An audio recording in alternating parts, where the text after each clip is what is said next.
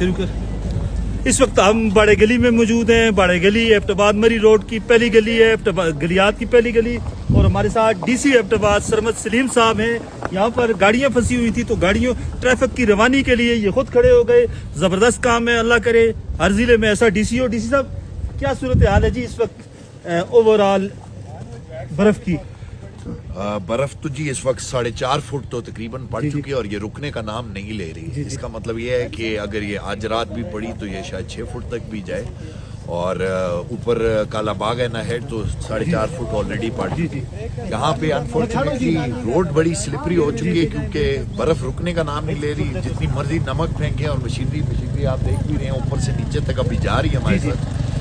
हमारी बस कोशिश यही है कि जो ये छोटी साइड लिंक रोड्स पे फैमिलीज वगैरह फंसी हैं उनको हम निकाल सकें। और अब इस वक्त जो सबसे ज़रूरी चीज़ ये है कि हमने हमारे जितने ऑफिसर्स हैं वो भी डिफरेंट सेक्शन में लगा दिए हैं।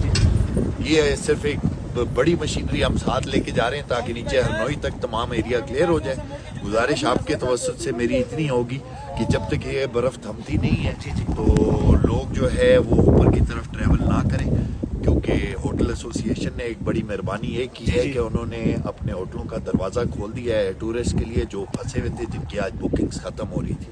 तो हमारी बस अब नेक्स्ट कोशिश ये है कि कोई उनके साथ ज़्यादा उनको चार्ज ना करें, उनके साथ ज्यादती ना करें। और जिस तरह के नथिया गली के लोग हैं मुझे उम्मीद है कि इंशाल्लाह बड़ा अच्छे तरीके से अपने मेहमानों का ख्याल रखेंगे। अच्छा जी, सब जिस सने मरी हुआ था 22 लोग मर गए थे, वो भी जुमे वाला दिन था, आज भी जुमा है, तो क्या डिस्ट्रिक्ट एडमिनिस्ट्रेशन पूरी तरह अलर्ट है किसी की साने से निपटने के लिए?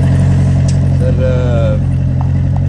इंसान तो सिर्फ कोशिश कर सकता है, बाकी सानिया जो है वो अल्लाह ताला तक की तरफ से होता है। हमारी तरफ से पूरी कोशिश होगी कि हम लोग मौजूद रहें। रात से हमारी टीमें लगी हुई हैं, हार्डली 2-3 घंटे सोए हैं। कई टूरिस्ट वगैरह फंसे हुए तो नहीं है?